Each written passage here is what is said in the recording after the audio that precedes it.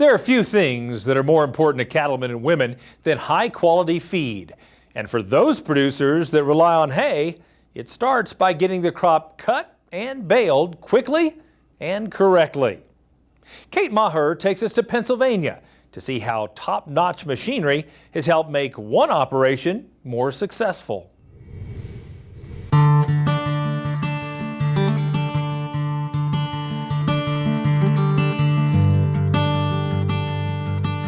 So here at Bow Creek Farm, my husband Rob and I farm about 300 acres where we grow hay and bale that hay. Some of it gets fed to our registered red Angus cattle that we raise, and a lot of it also is fed to our feeder steers that we raise to produce beef. Until a few years ago, hay was actually the top selling product for Bow Creek Farm. And while their focus has shifted more towards cattle, hay is still important to them. We bale a lot of dry hay. That's what we have available to us. All of our hay we try to bale for quality for horses. We have a good horse market in the area. But generally we use a more mature long stem orchard grass or timothy for our cattle, and they are finished entirely on dry grain and on first cutting hay. But I guess our main focus is to make all of the hay high quality, because the 50% that we sell is going to get utilized mostly for the horse market.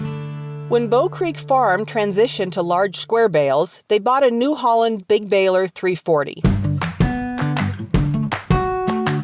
This baler is designed to produce high-density bales, which helps cut down handling and transport costs. As we grew and increased production, we decided to switch to a big baler.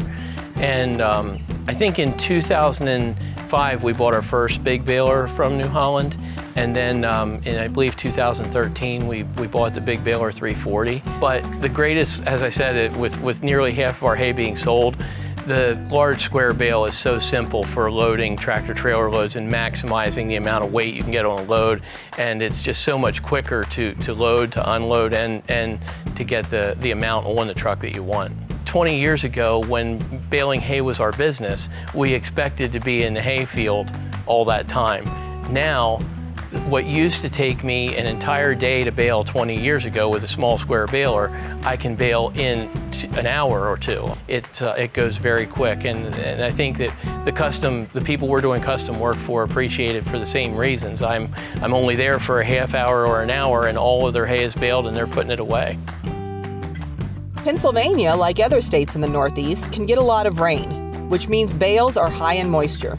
New Holland's Crop Saver Hay and Straw Preservative controls mold and bacteria, which stops hay from heating and spoiling.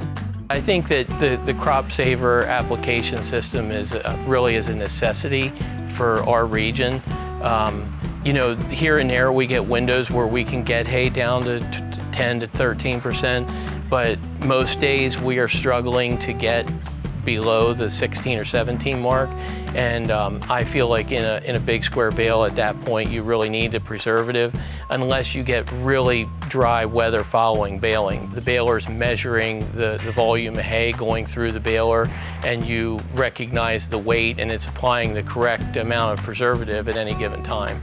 In our part of the country, it's nearly impossible to measure whether or not that hay is going to keep if you don't have something a little bit more scientific than your own judgment to know the moisture in that bale. And I think that you're increasing the relative feed value and increasing the available protein if you know you're baling that at the right levels. As you're going around the field, you're always going to find that you have different moisture levels depending on where you're at. When you get up against a tree line, your hay might not be dried down quite as well. So having a Crop Saver system on the back of that baler is going to allow you to bale in just about any moisture condition and prevent those bales from rotting when they get back into the barn. Another useful feature is the partial bale eject system, which allows the last full-tied bale in the chamber to be released without affecting the untied bale in front of it. The last bale eject feature is good for if you're going to go on the road, or if you have to transport when you're doing custom work and you're going from farm to farm or location to location. You can't have that bale sticking partway out of the baler, or at least you run the risk of it falling out on the road. And also with respect to the custom work, it works well where if you're baling one person's hay and you need to get that last bale of their hay out, it makes it easier. They know